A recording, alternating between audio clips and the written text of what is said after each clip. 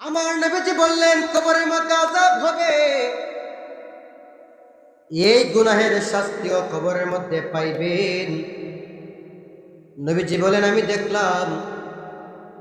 আমি যেতে যেতে দেখলাম একটা দলের পাশ দিয়ে আমি অতিক্রম করলাম। আমি দেখলাম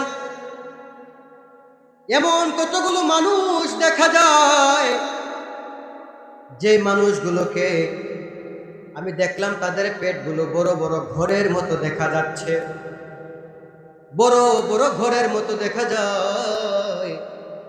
আমি দেখলাম বাহির থেকে তাদের পেটের ভিতরে বড় বড় সাপ দেখা যাচ্ছে।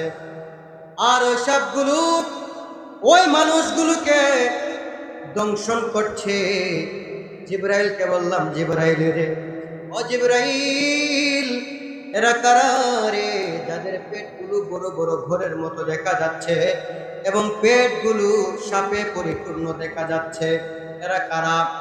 জিবরাইল আলাইহিস সালাম উত্তর করলেন, ইয়া রাসূলুল্লাহ, নবী গো, ও মায়ার নবীজি, এরা কারা জানেননি? এরা হচ্ছে দুনিয়ার মধ্যে ওই সমস্ত মানুষ যারা ইয়াকুলুনার রিবা, যারা দুনিয়ার মধ্যে সুদ খাইতো, তাদেরকে তাদের পেটের মধ্যে আজকে বড় বড় সাপ দিয়ে আযাব দেওয়া হচ্ছে।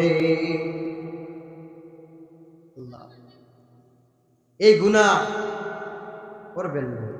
বাবারা পায়ে হাত রেখে বলতে, ইসলামপুর যায় মসজিদে আমি যখন ছিলাম তখন থেকে আমি সবাইকে বলি, যারা এটার সাথে জড়িত তাদেরকেও আমি বারবার বলেছি, পায়ে ধরে বলেছি, আমাকে তারা মহব্বত করছে, অনেকে ছেড়েও দিয়েছে।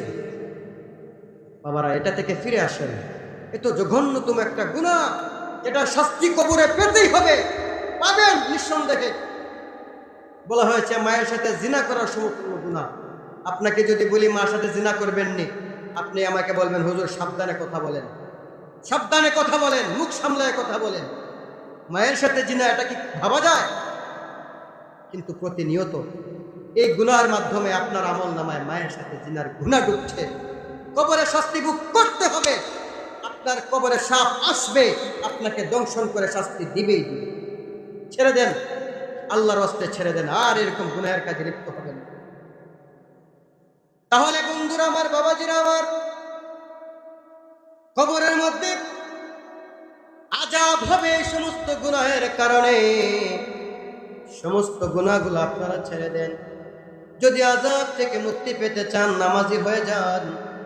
আযাব থেকে যদি মুক্তি পেতে চান, তাহলে মসজিদমুখী হয়ে যান, আল্লাহওয়ালা হয়ে যান, নাফরমানি ছেড়ে দিন।